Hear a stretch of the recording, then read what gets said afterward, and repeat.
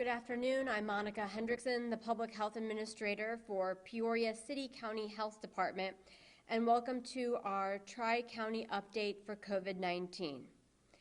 As of Thursday, September 16th, the Tri-County currently has 50,801 total cases to date.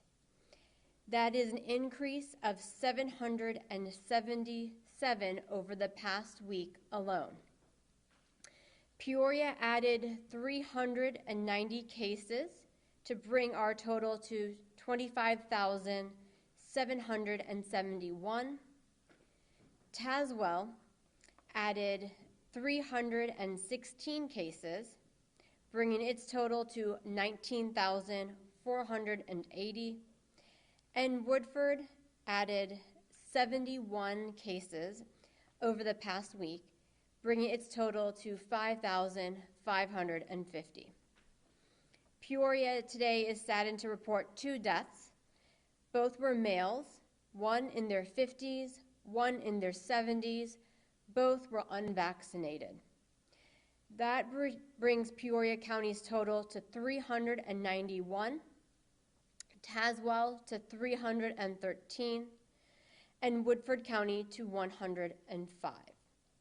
Our total to date is 809 deaths related to COVID. We're back to averaging above 100 cases per day in the Tri-County, with our 7-day average at 111 cases. Regarding our hospitalizations, for OSF St. Francis Medical Center, Unity Point Health, Central Illinois, we are reporting 13 ICU beds in use for COVID-19 and 60 non-ICU beds in use. The average right now of ICU beds in our Tri-County hospitals is 22. Regarding our vaccinations, Peoria County is so close to being at 50%. We are at 49.85% fully vaccinated.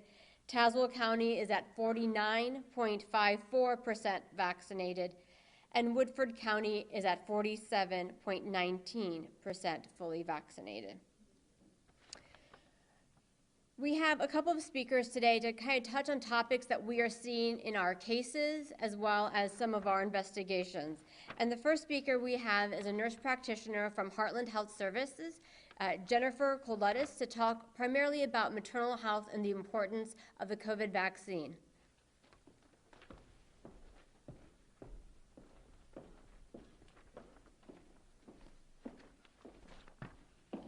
Thank you for the opportunity to speak today.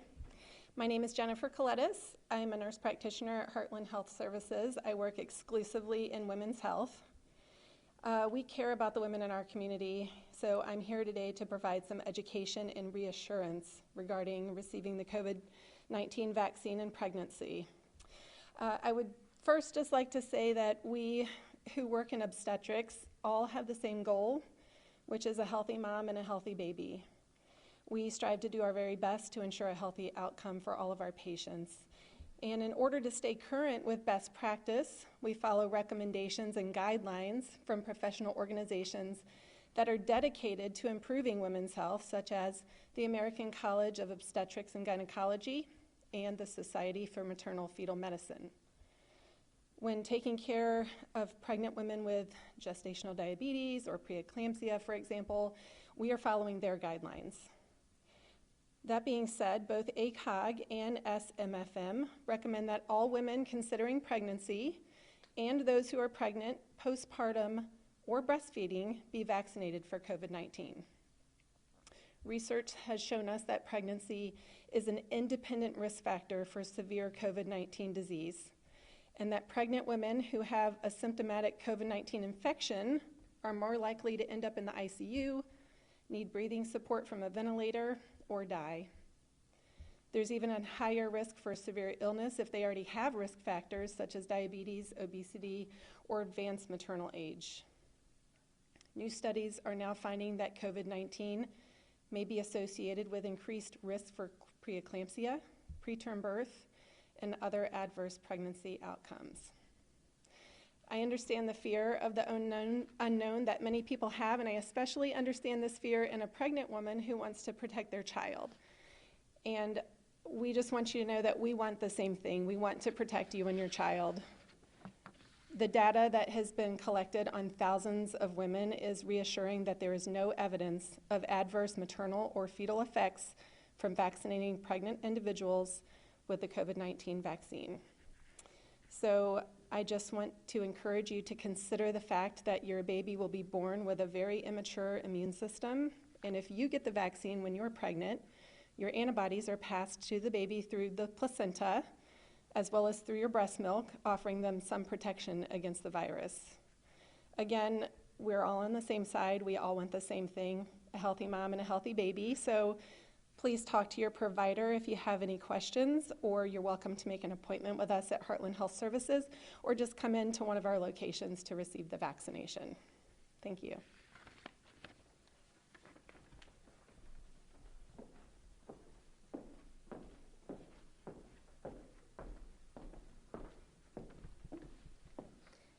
Thank you, Jennifer. What we're seeing in terms of our data right now is that within the population, especially our under 19 population, that is where we see most of our cases. Last week when we did our press briefing, it was just quite under 30% of our active cases were from 0 to 19. Today it is at 38.5%. Again, this population is accounting for the majority of our active cases. And because of that, we have to recognize the importance of getting them care as we go into the fall, the other issues they're dealing with, and kind of talk to it about in the scope of what it looks like in COVID with children. So with that, we have two speakers. The first is President Michael Wells for OSF Healthcare Children's Hospital of Illinois, followed by Dr. Keith Hansen, OSF Pediatric Hospitalist.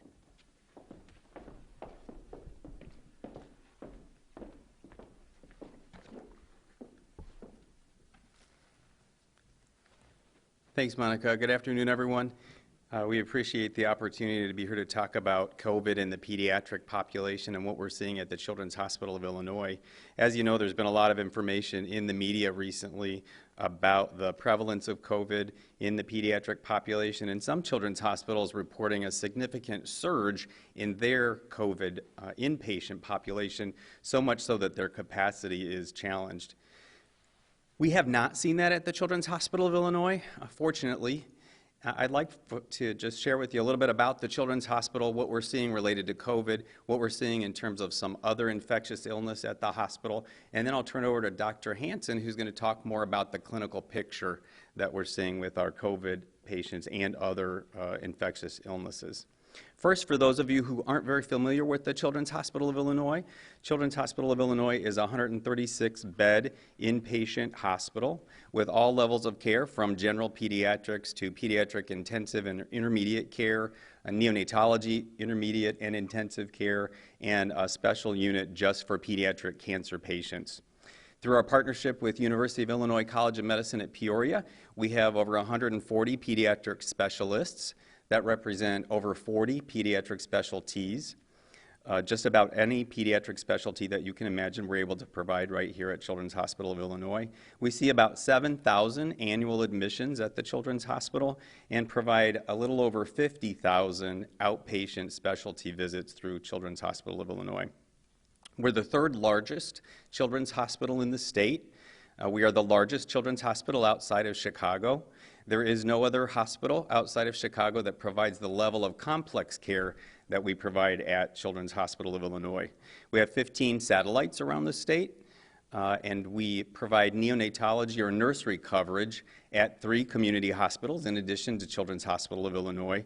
We have, in addition to our 15 satellites, we have televideo connectivity to a dozen hospitals that our hospitalists and intensivists provide consultation for physicians that are providing care in those community hospitals. Because of the level of care provided at the Children's Hospital of Illinois, we receive patients from across the state, really to the borders of the state, and anywhere outside of Chicago we receive patients from. Regarding COVID, as most of you are aware, the pandemic has had a relatively speaking, a less significant impact on the pediatric population than on the adult population in terms of severity of symptoms, hospitalizations, and deaths. Unlike some of the other children's hospitals, as I mentioned, we have not seen a significant surge in our COVID inpatient population. Our daily average throughout the pandemic has ranged from about 0 to 3 patients on our inpatient unit who are COVID positive. We're grateful for that. We did see an uptick in our COVID positive patients at Children's Hospital last weekend. We went up to about 7. That dropped back down to about 2 during this week. I will say that we are currently experiencing a surge of other infectious illnesses, primarily RSV. Many of the kids that we're seeing are very sick. That has presented some challenges in terms of our bed capacity, especially in our intensive care beds. So I want to tell you a little bit about how we manage that capacity. What we're seeing in terms of the numbers of children in the hospital with infectious illness right now is very similar to what we see during the winter months when we typically have a surge of infectious illness. And so we employ the same tactics that we do during that time of year. We're continuously evaluating on a daily basis our bed capacity, planning for those cases that are planned, so surgical admissions, for example. Reevaluating, recalibrating the number of beds that we're going to be needing and how we're going to staff those. We redeploy staffing to the areas that need the most. We bring on temporary staffing when we need to, so hiring temporary nurses or other staff to take care of patients in the hospital during those surging times.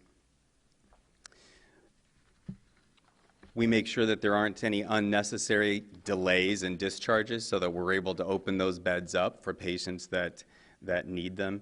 And when needed, we do have a unit in the hospital that's a swing bed unit, so can function for adult patients or pediatric patients. And during our surge times, we're able to expand completely into that unit so we can open the entire thing up for pediatric patients as we need to. So we're being vigilant, we're staying on top of our capacity management, and to date we've been able to to keep pediatric beds open for all those pediatric patients who need us. I will say just in closing my comments, and then I'll turn over to Dr. Hansen, you know, the uptick last weekend was somewhat alarming. We are reminded that we're not out of the woods yet. We all wish that this was behind us, but it isn't. And so we encourage you to continue taking precautions, masking, social distancing, good hand hygiene. We also encourage everyone who's eligible for the vaccine to please get it. I'll turn over to Dr. Hansen, and then we'll take questions.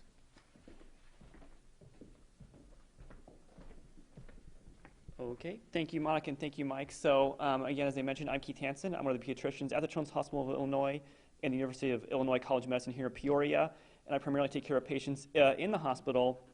And I just wanted to speak, along with Mike, about the differences between some of these viral infections that we're seeing, because you may read in the news about different things like COVID surging in pediatric patients and RSV and things of that nature. As Mike mentioned, COVID generally over the last year has really been quite mild in kids. Most infections in pediatric patients are mild or asymptomatic, though there are, of course, some kids that have had severe illnesses. But overall here in Peoria, we haven't really seen a surge of significant serious illness related to COVID. Even when we see increased numbers in pediatric patients, as we've been seeing recently, the illness overall is pretty mild or even asymptomatic. However, as Mike said, we are seeing more patients admitted now with other viral infections like RSV or rhinovirus, which we typically do see more in the winter months. We're just seeing those a little bit earlier now, probably because everybody's being back together after a long time apart. People didn't get exposed last year, don't have that immunity built up. So we are seeing more patients with other viral infections, in particular with RSV. It's really hard to tell, you know, when a patient maybe or your child has fever, cough, runny nose, difficulty breathing. Do they have RSV? Do they have COVID? When should you be concerned? And it is very hard to tell because all of these are respiratory viruses. So it's really important if your child or family member has symptoms that could be COVID or RSV to get them tested and to find out. You know, back in the day, we didn't really care too much one way or the other which virus it was, but now it's really important to know, is it COVID or is it something else just to prevent the spread? And so any of these viruses could present similarly: fever, cough, shortness of breath, just kind of runny nose, could be really anything, fatigue. It's important to kind of figure out which thing it is, just for those public health reasons. In the hospital, though, We're not seeing many kids admitted with severe COVID. The ones that we have seen tend to be teenagers that are unvaccinated and have other medical comorbidities, which we're kind of seeing nationwide as well. RSV, on the other hand, when kids are hospitalized with that tends to be younger patients, typically less than age 2. And so when we look at the hospitalized patients, there's a little bit of a difference, but at home it's really hard to tell, and that's why it's important to get tested. Not every kid with RSV or with COVID has to be in the hospital. It would only be if they need some kind of support or medication they couldn't get at home, either from oxygen or fluids or medications. And so just because a patient has COVID or RSV doesn't necessarily mean they have to be seen or admitted to the hospital. And in fact, if you're COVID positive and you don't need to be in the hospital, we'd rather you stay at home and do those quarantine precautions to not spread things around. So the bottom line is we are seeing more respiratory viruses right now, a little bit earlier in the year than normal. These are things that normally we see November, December, January, and they're coming a little bit earlier.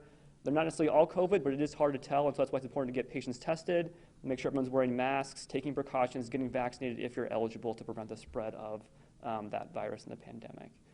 So I guess we can take questions now. Mike as well. I'll put my mask back on since you're coming back out.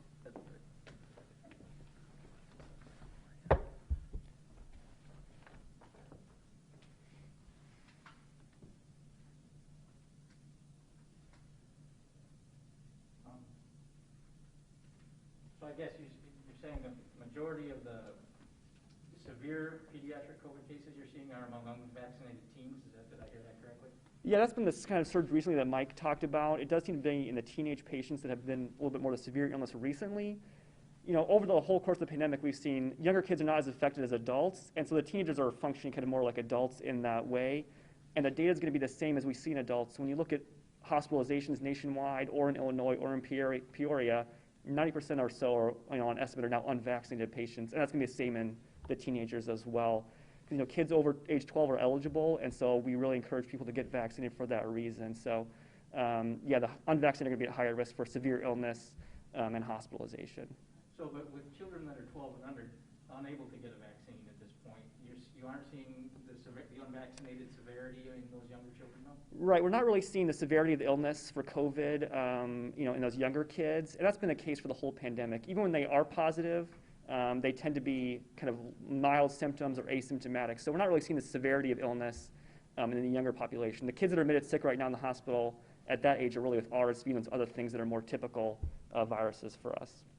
Can I just add one thing?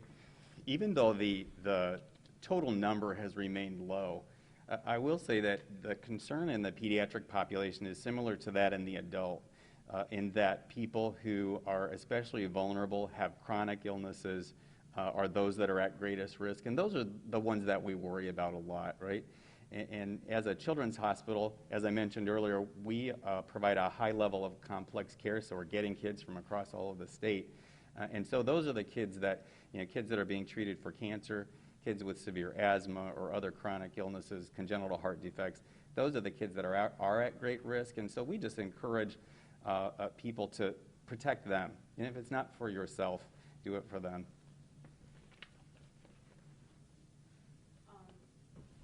So you spoke a little bit about how RSV and rhino have the same kind of symptoms as COVID, and trying to decipher in between those is really important. Can you touch on that again? Yeah, so you asked about COVID virus versus rhinovirus or RSV. Yeah. It can be really hard to tell, especially in those patients where, like a lot of kids do, that's just mild illness. So it can just be fever, runny nose, cough, congestion, respiratory distress, that sort of thing.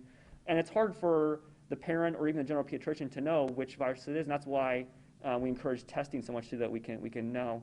When we look at the hospitalized patients with severe illness, it's a little bit more clear, again, because there is that age difference where the teenagers tend to be the ones with COVID, younger kids with RSV. COVID, in my experience, has a little bit more fever, those higher fever, a little bit more of that general fatigue, dehydration. RSV tends to be more of respiratory distress that we see. That's a generalization. There's a lot of overlap, and that's why it's important to kind of get tested. They're all respiratory viruses. And not to go into too much depth, but even before all this, there was coronavirus strains out there that caused these same illnesses, and now we have COVID-19, which is a new strain. So they can all be very similar, and that's why it's challenging, in kids and adults both. So if you have any concern about your child or family member, fever, runny nose, cough, it's always worthwhile to get tested so you can kind of differentiate early on what's going on. Is there any of the three that's more, dangerous for children? I would say not particularly. Every patient's a little bit different. You can have a patient that's really sick with RSV, really sick with rhinovirus, really sick with COVID. It's all about the particular patient, whether they have any other medical complexity, their previous exposures and things like that to those viruses. So they could be sick with any of the three. Can you get tested for RSV and rhino? Like, you can get tested for COVID? Yeah, you can get tested for all those things. So, if you go to your run-of-the-mill urgent care or Walgreens, they're doing the COVID test now broadly. But if you were really sick and went to see your PCP, there's rapid tests for RSV and flu both.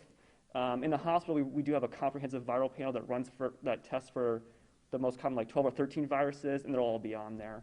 So usually we're doing that test when we have a patient in the hospital because we want to know which one it is, because the treatment may be a little different, the isolation may be a little bit different, and things like that. So there are testing for those things. So it is important to know which one you have because Right. It's important, especially, well, I guess I meant more in terms of the isolation and the quarantine. I mean, you want to know if you have COVID-19 so you can be sure to isolate and prevent the spread. The treatment may be different depending on the situation. Generally speaking, there's not much specific treatment for RSV or rhinovirus.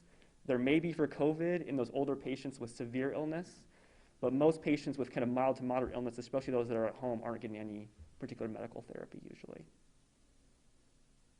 Yeah, you bet. Okay, thanks.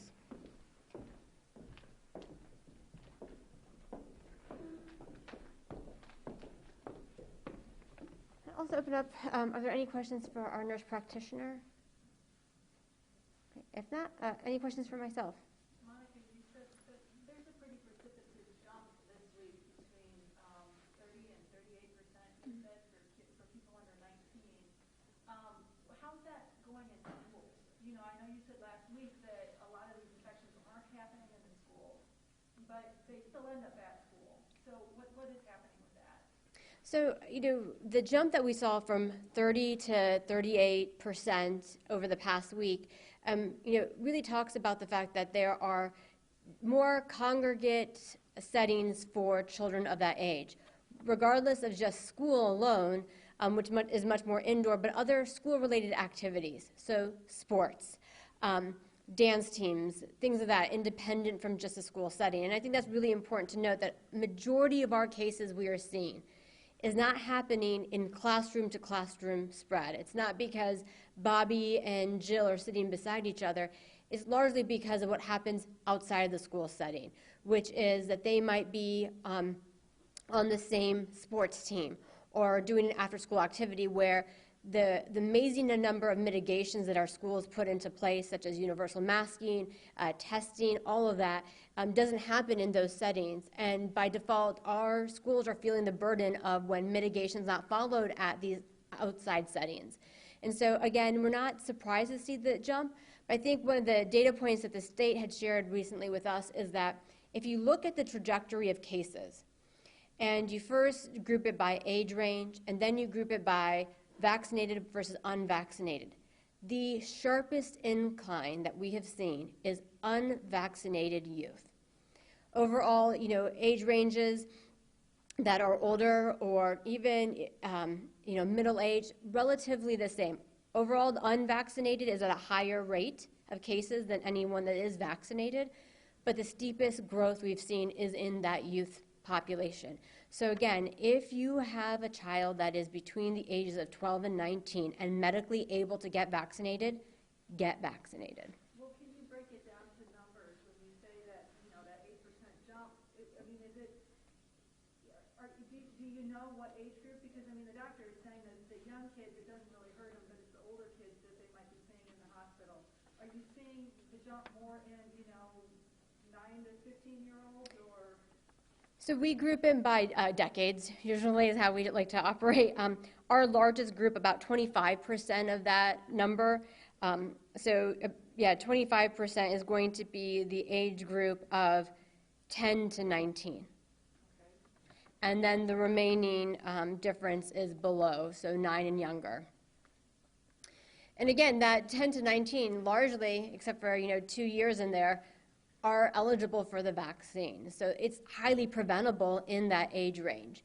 And I think what's really important, and to the questions that the other media had asked about the different types of viruses you see in youth, rhinoviruses and RSV, we see them in the population. They're not novel. That's the big difference. COVID-19 is novel. No one has immunity to that. And that what makes the key difference. So it's not the severity of the issue, it's the fact that